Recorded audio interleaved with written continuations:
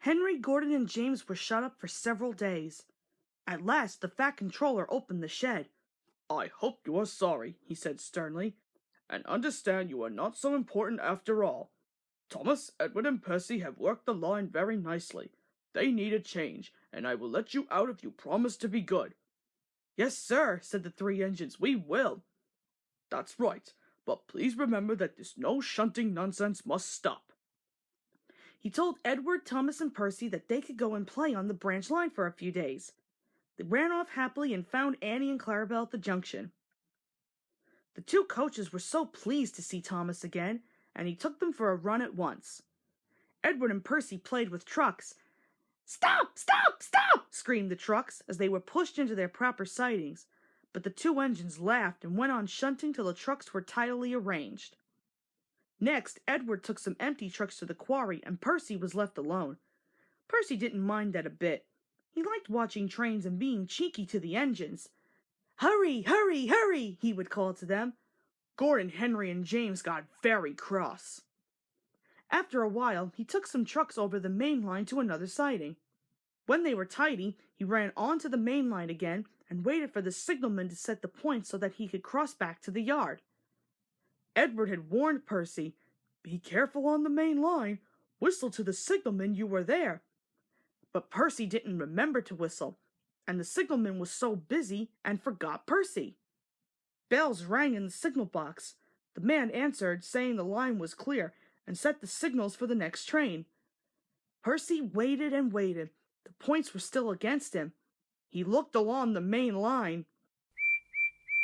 He whistled in horror, for rushing straight towards him was Gordon with the express! Whistled Gordon.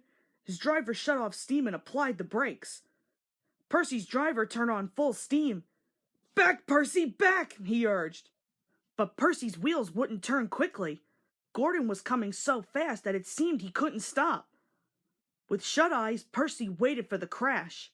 His driver and fireman jumped out. "Oh!" groaned Gordon. "Get out of my way!" Percy opened his eyes. Gordon had stopped with Percy's buffers a few inches from his own. But Percy had begun to move. "I won't stay here! I'll run away!" he puffed. He was soon clear of the station and running as fast as he could. He went through Edward's station whistling loudly and was so frightened that he ran right up Gordon's hill without stopping. He was tired then and wanted to stop, but he couldn't. He had no driver to shut off steam and to apply the brakes. "I shall have to run till my wheels wear out," he thought sadly. "Oh dear! Oh dear! I want to stop! I want to stop!" he puffed in a tired sort of way.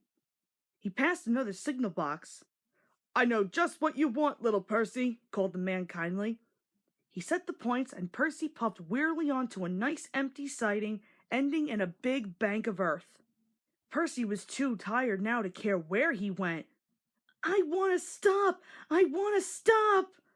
"I have stopped," he puffed thankfully, as his bunker buried itself in the bank. "Never mind, Percy," said the workmen as they dug him out. "You shall have a drink and some coal, and then you'll feel better." Presently Gordon arrived. "Well done, Percy. You started so quickly that you stopped a nasty accident." "I'm sorry I was cheeky," said Percy. "You were clever to stop." Percy now works in the yard and finds coaches for the trains. He is still cheeky because he is that sort of engine, but he is always most careful when he goes on the main line.